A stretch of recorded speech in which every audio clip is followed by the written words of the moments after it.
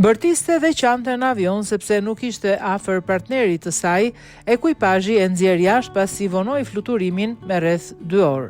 Momente tensioni pati në një fluturim në Vietnam ku një grua filloi të bërtiste dhe të qante, duke kërkuar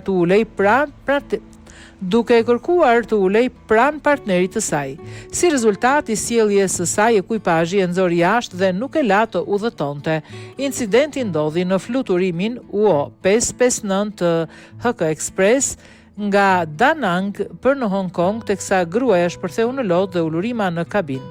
Sjellja e saj shkaktoi vonesën e fluturimit me 1 orë e 40 minuta sipas Daily Mail. Sipas pasagjerëve, tensioni filloi përpara se të hipte në aeroplan, pasi gruaja i bërtiste partnerit të saj në port. Burri dyshohet se pretendoi se dashura e tij ishte jo besnike, ndërsa ajo e akuzoi atë për sjellje të papërshtatshme dhe se i shikonte me epsh gratë e tjera në fluturim.